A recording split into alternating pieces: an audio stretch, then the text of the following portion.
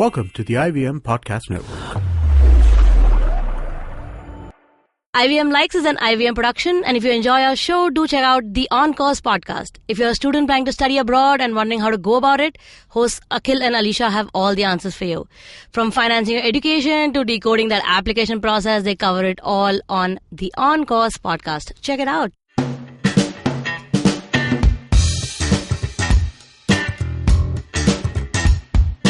Hello and welcome to episode 25 of IVM Likes 25, guys. Yes, we've been doing this for 25 weeks. I know. I'm Sharanya and I'm in the studio today with producer Abbas and producer Naveen. Yes. Hello. Hi, guys. So as usual, we're going to do a round of recommendations. We've got a book, a movie and a TV show this time. And then we're going to discuss what's happening with the Indian Censor Board, guys. There's a lot of stuff happening. A lot of of it. Yeah. Not All much right. of it very good, but okay. Yeah, I know. All right, let's start with Abbas, who's going to recommend a movie today. Yes, so movie recommendation from me is a film called Barry, Barry. It's a Netflix original movie about one Barack Obama. Oh, that guy. Yeah, that guy. You That might have Barry. heard of him. Who dat? So the film is set in 1981. It's about the early years of him in Columbia University. The point where the movie starts, he's actually coming off after living a few stints in Hawaii and Thailand. Yeah. And No Kenya, based on the Republican. Well, Kenya is mentioned a couple of times in the film. I recommend you find it out yourself by watching the movie. But what I like about this recent spat of biopics is that unlike the old school biopic where we were told everything from when the character was born till they died, nowadays you basically take one section of their life and kind of explore that. The important section. Exactly. Yeah. So like Lincoln was about the later Yeah. stages of Lincoln's life. So this is about Barack in his early 20s. And unlike previous biopics where you're told that this was a very righteous person to begin with, here we see Barry struggling with his identity. Because when he arrives at Columbia University, the African American students do not relate to him because he's lived most of his life in Thailand and Hawaii. And the whites, of course, do not consider him as an integral part of their group. So he tries very hard to find himself in this. He actually befriends a Pakistani student because he has more in common with him than with his fellow blacks or the fellow white Americans. Brown people right in the middle every time. Yeah, exactly. And while all of this is happening, he actually falls in love with a white girl who's a part of his political science class. So there are a couple of scenes where which are not hammered home, but there are a couple of scenes where he tries to bring out the issue of race and American identity in those classrooms. Like I remember a couple of episodes ago, you recommended the Dear White People. Yeah. Now, Dear White People took those issues head on. Yeah. This one does it much more subtly. It's a very indie film kind of a feel. So the character of the white girlfriend is not actually based on fact, but it is said that before Barack met Michelle, he actually did have a white girlfriend. So the relationship between a black man and a white woman on a campus where he's trying to find his identity, there are a couple of scenes where Barry goes to meet the girl's parents, and in those scenes we're kind of shown how the white people aren't even actually aware of their privilege, the way they communicate with Barry. And how Barry finds out that he has to work for the black people in America. So the thing that stood out for me was this film is set in 1981, but then again, many of those issues are still very the same. relevant.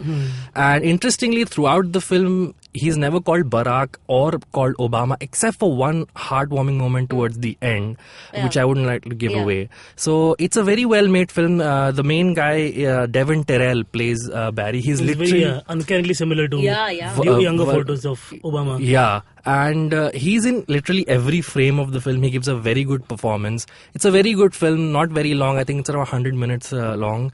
And by the end of the film, we kind of get an idea of how Barry finally thinks of getting into politics and probably would envisions himself in the future. But it's a film about identifying, finding your own identity and your own self among people. It's a Netflix original, so it's out there on Netflix right now. Please check it out. The film's called Barry. Imagine being like Barack Obama's white girlfriend and then breaking up with him and then he becomes the president. Yeah. Sour You grapes. could have been first lady. Yeah. God. But then that would have not been that iconic, I feel. The reason that there was a proper black family entering the White House was Maybe, a yeah. proper, But a mixed family would be nice too sometime Yeah, in the it would. future. I think it would have been more iconic. That I mean, this is a. although women first, then mixed families, who cares? we are prioritizing now. Is that where do gays come? What if we had a white gay partner, right? Alright, thanks man, that's interesting. Who is this made by though? Like This is a director called Vikram Gandhi, who's an NRI. He's directed a couple of episodes of Vice, and he's made a documentary about a spiritual guru who's actually conning people into joining his movement. So those are his filmography. Nice. Yeah. Nice. Alright, Cool. that's very interesting. For my recommendation, I will take you all back to the 80s again, and it's also on Netflix. You almost have probably heard about this show. It's creating a lot of buzz right now. It's called Glow. It stands for Gorgeous Ladies of Wrestling, GLOW. And I was skeptical going into the show because I was like, I don't know. And they said the makers of Orange is the New Black. Yeah. And considering how shit the 5th season is, I really want to watch it. I was in as soon as I saw I was like, Alison Brie, I mean... Oh yeah, so then I watched the IMDb cast list and I was like, oh, Alison Brie is in this. Yeah. Mark Maron. Then I watched the trailer. Mark Maron not so much. I was not excited about. Yeah. Well, I've never seen him act, right? Yeah. I'm like, if you take any comic and put him in a TV show, they don't fare so well because they don't have that much of creative control. He has some acting credentials now. Mostly Netflix stuff. He was on that Easy show. He had a couple of episodes. He has his own show, Marin, which he's been doing. Exactly, but then he gets to do a lot of creative stuff. So I don't. So Mark Maron was not on top of the list. But when I saw the trailer, I was like, cool, this seemed exciting. And then I found out about women wrestling, and I'm like, oh my god, I want to watch this. And I wouldn't watch it for the same reason as most guys would do, because women in tights do not excite me.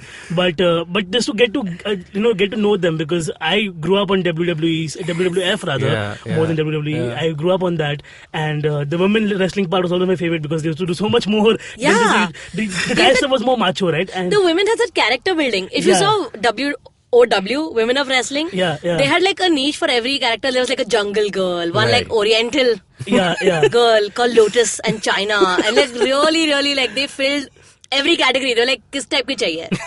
Exactly. Yeah. So on the show, like the idea being that Mark Maron is the director who's got this idea, and he wants to develop a wrestling show with women in it.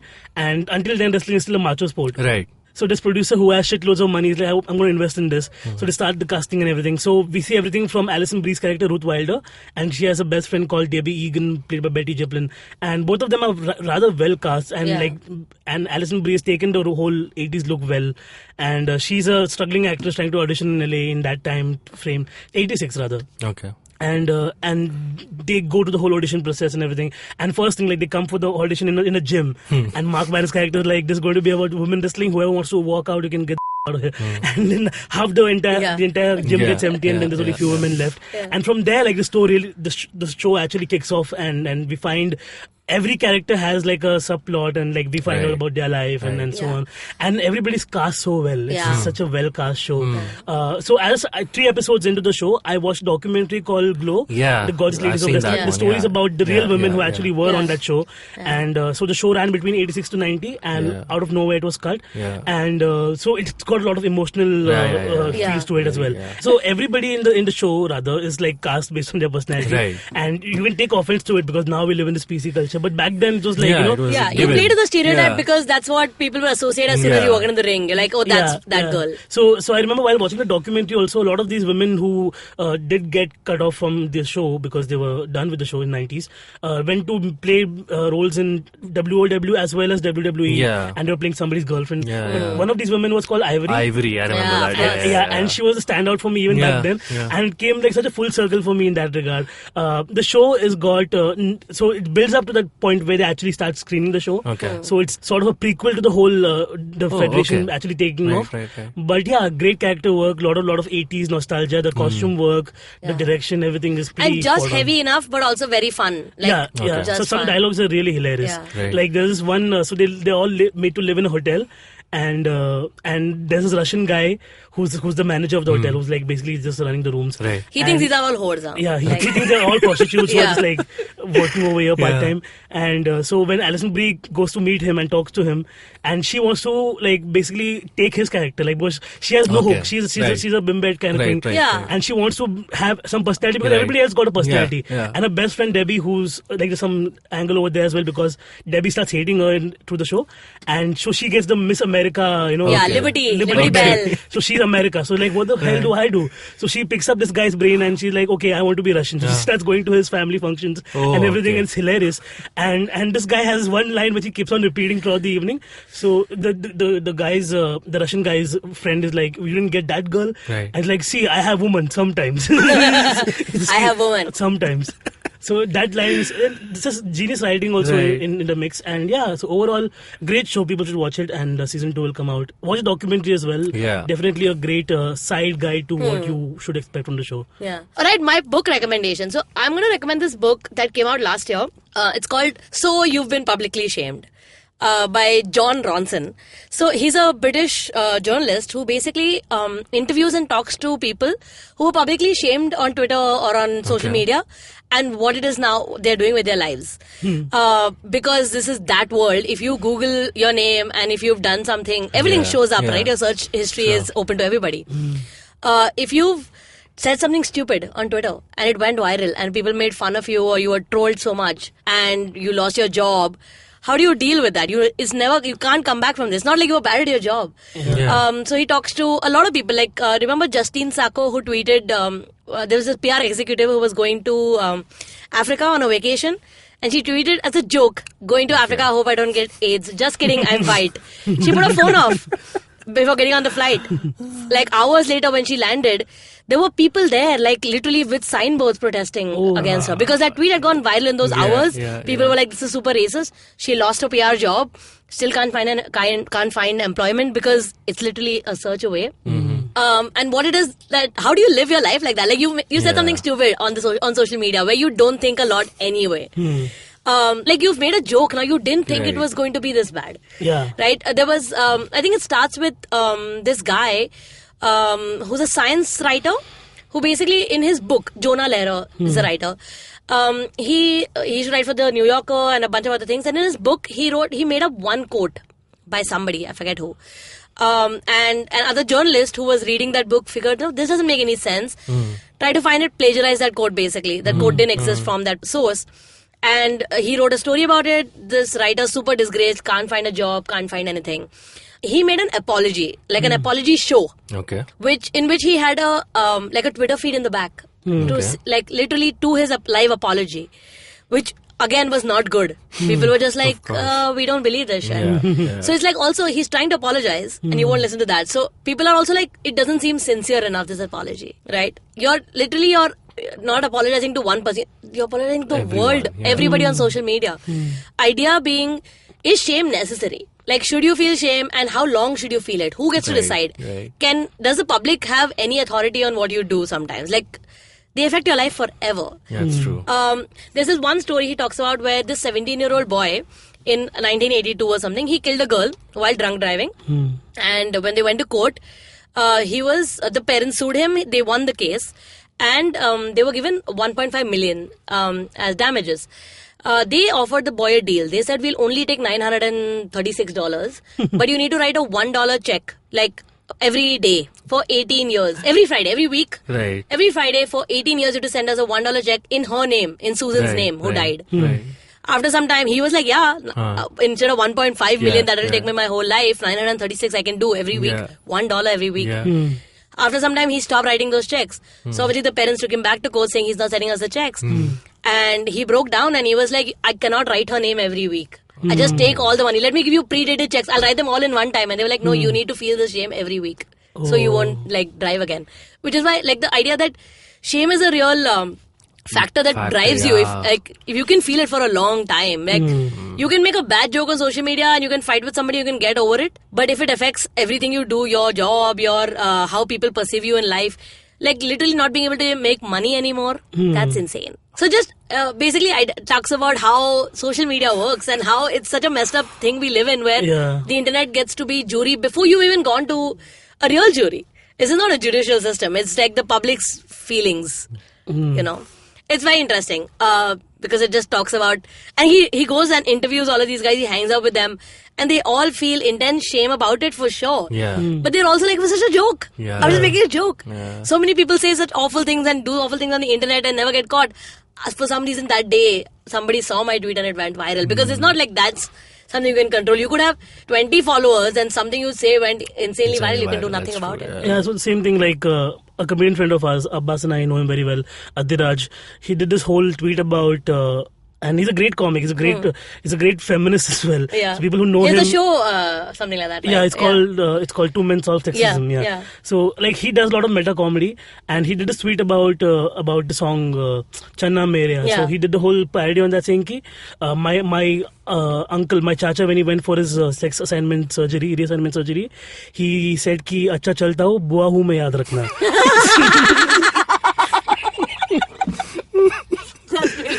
This is losing Adiraj some followers.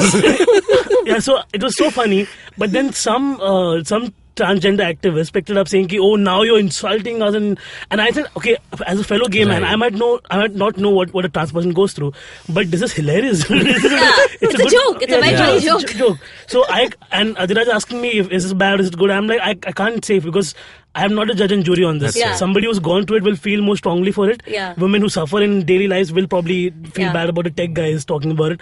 But you don't know where to draw a line because now it's public. When you decide to put that out for people to see, there'll be people who'll take offense to that now because I'm also like on the verge of launching a stand-up video. But comedians get to do that this is comedy. You're not going to lose your job. You were being funny, and you can always defend that you are being who you are. It's your job to be funny. That does not give you that kind of blanket. No, that you can get away with that by saying it's a joke. Because people on social media don't care about that. Okay. We live in a time in India right now where a comedian from Bombay was driven away back to his hometown in Calcutta because he said something about a warrior. Yeah. Okay, now it's been like the warrior died in 16th century, and we as a society should have moved on from there and like become much more amicable. Yeah. But threatening to kill him because he said something is not done. Yeah. And more than shaming, I think that's where social media really takes a wild turn. I think the violence is very different from that shame is different from actual violent threats. I mean, it's a thin line with the social media. You can never tell how much trolling is okay trolling. And it's also like not a good thing in excess in general. Yeah. Like the more followers you are going to get over time. Fine, I'll delete my Twitter. Alright guys, that was very interesting. Abbas recommended a movie called Barry. And Naveen recommended a TV show called Glow. And I'm recommending a book called So You've Been Publicly Shamed. Let's take a break and then we'll come back and talk about censorship, you guys. Yes. Hi, I'm Amit Verma, the host of the weekly podcast The Seen and the Unseen. In my show, I examine the seen effects and the unintended consequences of public policy and private action. I show how policies meant to help the poor often end up hurting the poor. I've done episodes so far on demonetization, GST, surgical strikes, immigration and MRP. And I will continue my forensic assault on the truth in the weeks to come. Catch the show every Monday on the IVM Podcast app or any other podcasting app that you prefer. Or visit seenunseen.in for all the latest updates. Welcome back. So today we're talking about the censorship in India, which is a topic in discussion all the time somehow. So recently, as you guys know, Palaj Jalani was on a news channel where he said he will allow the word intercourse. Just the word, not an actual intercourse scene. In the movie Harry Met Sejal, if he gets 1 lakh votes. So obviously they put up a Twitter poll talking about social media and the power of social media. They got the 1 lakh votes. And then he was like, oh, I'll only accept votes if they're from married people who are above the age of 30. Which, how would you even check in a Twitter poll? Also, unmarried people watch movies. That's an insane thing to say. Also, married people should be okay with the word intercourse also. They've actually done it, guys. Yeah. It makes no sense. What do you think, like, since he's come, like, has there ever been censorship in India that's been okay? Like, there's been arguments before as well. Like I remember when Sharmila Tagore was involved in the CBFC, and there would be cases where like everybody was like, "Oh my God, you were in movies. How could you be such a bitch?" And now that he also like since he took over, and his biggest shot to fame was making that nice musical tribute to Modi. To Modi, of course. It's hilarious that people link this with the episode. yeah, of course. We want the world to watch what Palak Nirani actually makes in terms of movies. He's It's just called like Mera the video. Desh Hai Mahan, no? Yeah. It's got like stock footage from all over the world. So when he came in with that rigorous mentality. And now you all make movies.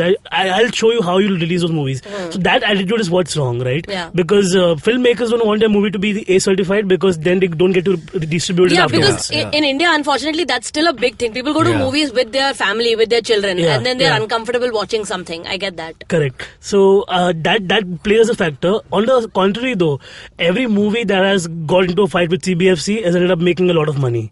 Like if you see Ulta Punjab, Popularity. that helps with popularity as well. So first of all, I would like to know if Harry Met Sejal is actually a remake of Harry Met Sally. No, it's not. I don't think so. Then, No, then it's the new name. Imtiaz Ali movie with Shah Rukh Khan and Anushka Sharma. Yeah. And they crowdsourced this name. Oh, really? They crowdsourced this name on Twitter. They took this name, this How do awful. crowdsource a name? Like they put out a poster, and I think they just asked people to give give a name name, suggestions. And I think, if I'm not wrong, Ranbir Kapoor suggested this. And then now they are again in social media for crowdsourcing their censorship certificate, which is amazing. So, in my opinion, should there be a censorship board at all? I don't know. But I understand the need for it in a country like India because the movie watching patterns are very different. Not that kids are not watching on demand now. I mean, let's be honest, kids can YouTube shit. Like, there's really no way to judge that. Where it only plays is revenue in movies and revenue for television licensing. Yeah. Right? That's where your certification even makes sense. Yeah, so that essentially this is not a censorship board. They allow you to certify the movie based Correct. on how they want So it. you can choose to they're not not allowed to certify, make right? cuts. You can not release a movie at all and go direct to video or go to Netflix Correct. with your movie. Correct. But that's not what most The certification is only so you can screen it in a public. in a public So if you listen to what Q has to say, like, because he made Gandu and Gandu never really released in India. Correct. And he spoke about it on the podcast, everything but Bollywood, which is recently on our network. So when he speaks, you make a lot of sense out of what a filmmaker wants to do in India. Is make money. Yeah, They of just course. want to Yeah, make of shitloads course. of money, get butts and seats, and that's what matters to them. So for that, they'll fight to the nail and try to be revolutionary movie makers, but they're not doing that. Yeah. By including a sex, like in Befikre, having a naked Ranveer Singh does not make that much of a difference because the movie is shit eventually. But see, that went perfectly fine without cuts, right? If I'm not wrong, because I remember the reasoning being they're in Paris and it's okay in other countries. Yeah, to show your butt, yeah. Yeah, I remember that one of his reasoning was that they're not in India. Oh, really? That's the only. They can indulge in like public kissing or whatever it is because they're not part here. of their culture. It's part of their culture. Yeah. We can see it here. That's but, fine. But it's set in Paris. But so. it's set in Paris, so it's fine. That's All movies ridiculous. should basically just do that. Do that, The yeah. other loophole is that apparently they don't do that to songs. Yeah. I was just listening to this. I don't have the complete facts on this, but the idea is that you can't sense, like, it's okay if it's in a song. That's why item numbers became a thing, because when you were trying to make a movie that was universal, so that all kids and parents came to watch it, you put an item number in the end. Right. Okay. Because you can get away, that Yeah. sells, you know, Yeah. you can get away with that, but parents can choose to leave with their Yeah, children if they yeah, want. Exactly. And I went to watch, I remember Savaria with 5 girls, and they like basically blindsided me. I did not know that there was Ranbir Kapoor's butt in that. So that's also in a song. So he just basically lets a towel go, and Yeah. that's his first film. Why don't you just make all movies as musicals? Yeah, so then we all get to see butts. Yeah, lipstick under my burqa musical shit. Yeah. Like just everything in song. I mean, it makes. So you see, like even Lipstick Under My Burqa, now they launched a trailer Yeah. with saying, the most controversial movie of all time. I mean, like let the movie speak for itself if it's going to reach its audience. And I think but we that- have that a I- mature audience in India now who can handle an A rating Right. and go for it like that. Problem is it's a two-sided conversation as well, because the movie makers want to get a UA rating for something that's going to have like 1 or 2 sex scenes, and that I think you have to relent. In a country like India, you have to relent, because as we know, like the culture is for movies to be enjoyed with family family, right? So when I took my folks, my mom and dad, I took them to Begum Jan, Right. which is about a lot of prostitutes and a lot of sex scenes and a lot of bad words used in that. I was knowingly going to it because I want my mom and dad to be exposed to that kind of cinema, right? Okay. Yeah. Now that's a subconscious choice. I can't take a kid to the same kind of movie and show them this because then they But won't. Begum Jan must have gotten an A rating, right? It did. Yeah. So it makes so sense for that. you're not supposed to take a kid to an A-rated movie. It makes So sense. our rating system is also different, right? I think we only have UA and A. You And have you. UAA, And you. U, and there's one, I think, V or something, which is for special category. Like if you make a medical movie to be shown Okay. to doctors or something Fair like enough. that. So Or we if- don't have an under 15, under 13 kind of So that rating. UA is supposed to be 15 and above. 15 and above. yeah. Okay. U is supposed to be all University. ages. Yeah. Yeah. And A is 18 and above. Correct. Yeah. I think that's 18 and above is a perfectly... How much of India's Yeah. population is 18 and above? A lot, right? Yeah. And they're still making many more, so it's okay. Yeah. I feel like, I think to a certain extent, Right. filmmakers should just be okay with the A rating, man. Yeah. Taking an A rating, as I understand, massively cuts down on the amount of business a film makes. They're not allowed to screen the movie on TV. And in India, even if you sell your movie to a Netflix, like I remember Angry Indian Goddesses, Yeah. the version that's available on Netflix is censored version. And so I did a bit of digging on this. So apparently, once you get a censor certificate and the censor applies makes those, throughout. it applies throughout. Whatever platform you go can't to. release an unedited DVD. You cannot put those films on Netflix and Amazon Prime, whatever, without the cuts. That is the only version of the film that will be available throughout. So if you don't certify it at all and you go directly to Netflix, you're fine. But again, you But then will your cut audience down cuts on down. Yeah, revenue cuts massively down. cuts Yeah. down. Yeah, and a film starring Shah Rukh Khan and Anushka Sharma, they would want as many people to see Yeah, it of as course, possible, so of they course. won't It's an take any Imtiaz Ali movie, certificate. yeah. The other thing I want to say is Prahlad Nalani and his, like you were up top, you started this conversation asking, was there ever a time where censorship was a little lax? I'd say yes. I remember recently The Sopranos completed 10th anniversary of a finale. I remember watching Sopranos on Z Cafe at 10 p.m. where the F-bombs were allowed. Yeah. Where I was Sex in the City at on 11 p.m. Yeah, AXN. everything was There was happening. Sex Exactly. Yeah, Yeah. it's fine. All But of AXN was acts from India, you know that, right? that's Like there was a show called Hot or Not, which used to come at 11, and my father and I especially started watching that oh, that's just really awkward. You and your father both. because it was on AXN. We used to watch AXN, like Please Believe It or Not, then Fear World's Factor. Fear Factor, and then Hot or Not. And your dad didn't ask you to leave the room. You were No, just there. it was just one of those unspoken things, right? Yeah. Also, I'm a little confused about. There's not like a real. It's not. There isn't like a directory of this is allowed, this is not allowed. Right? Exactly. Anything That's why changes they whenever can they make- feel like it. They can make ridiculous demands, like the James Bond movie was asked to cut down a kissing scene by a few seconds. Yeah. That's ridiculous. Yeah, Now, that's what I don't understand. Like the movie Queen. Right. There are kissing scenes in the movie. Yeah. That's fine. Yeah. But there's a scene where there's a bra in the washroom and that's It's blurred blurred. out. It is so weird. That makes no sense to me. I'm saying like Yeah. if you have to censor, at least make a clear rule book of this so that people That's can say, right. okay, I want to avoid this, so I'll not do this. Or basically outsource all your garments to Patanjali. Yeah, so then they'll be advertised Yeah. for blurring. Baba's face on the nipples. Oh God. For that, I would vote for censorship. Yeah, I think the problem is that there's also ambiguity about what is allowed and what's Yeah, not allowed. yeah, yeah. So, like- Sometimes this is allowed, sometimes this is Yeah. not allowed. So when Pahlaj came in, like there was an entire list of things that came up. I Right? know, You Yeah, can't yeah, say, words you can't like say. can't say MC, BC, and then some very simple and Simple words, stupid huh? words. Yeah. Yeah. And I was like, oh my god, this is like regular vocabulary. What are you trying to hide from a public that's already speaking this language? Yeah. And everybody knows this. Like even when I was younger, I would assume that women never said bad words, right? until I stood outside a local train in Bombay, and I was like, oh my god, they've innovated their own, and not giving us any of their bad words. What do you guys think about the smoking kills, the banner that comes on? I know people have fought it a lot, but it's never going away, you guys. I remember I was watching Lord of the Rings on HBO and there was smoke coming out of lava and the warning showed up. I'm not even making that up. Smoke coming out of lava, but smoking kills. Well, technically it does. So does lava. Don't go too close. ये आपका lung ये आपको बहुत बीमार कर सकता है. Mukesh died, dude, for this. Yeah, Mukesh died for our sins. But I went to watch Baby Driver last week, Right. and it was hilarious because Baby Driver, like it's like this noir action packed movie Yeah. where everybody's smoking essentially. Yeah. And the funny part was like one scene would come up where John Hamm is smoking, and the next thing is dead. So like everybody would smoke, and then the next thing they died. And like, Pahlaj knows some shit. Yeah. He's on to something. He's like trying to hint at something. Small Easter likes over there. Yeah, but that's also something like I think directors have either made their peace with, because what can you do? No, But so I like to share something. I used to work for a brief while. I had this job where I was reviewing films for a magazine, all right?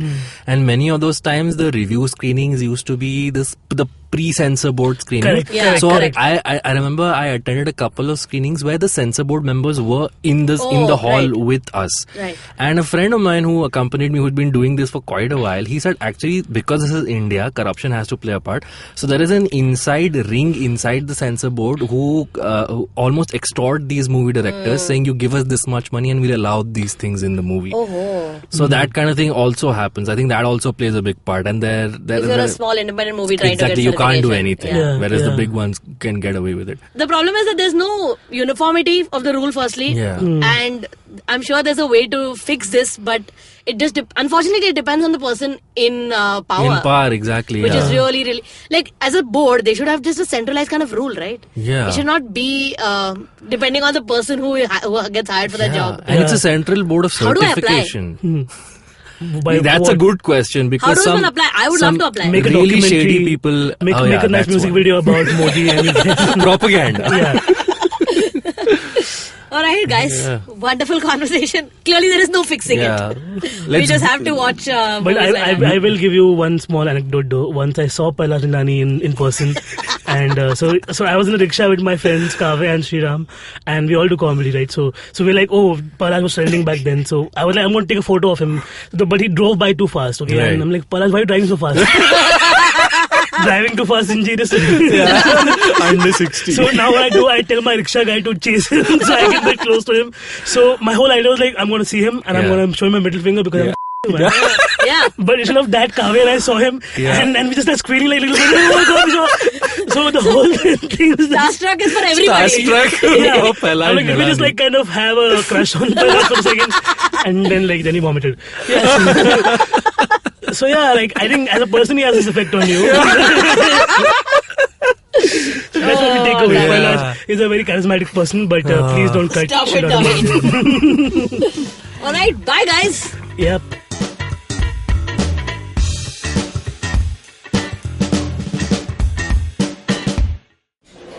Excuse me, भैया. Excuse me. बोलिए madam. Menu में क्या है? Menu में seen unseen है, podcast है, on course है, Cyrus है, made in India, rediscovery project, empowering series, sex vex है, IVM लाइक्स है, सिंप्लीफाइड है, कीपिंग इट क्वियर है, थिंग्स एंड डेस्टिनेशंस है, माय नेबर जकरबर्ग है और द फन गराज है. आपको क्या चाहिए? एक बार रिपीट कर देंगे क्या? रिपीट नहीं करता हम. आप जाओ IVMpodcast.com पे और सुनो ये सब, या फिर डाउनलोड करो उनका ऐप. सब आपकी उंगलियों पे.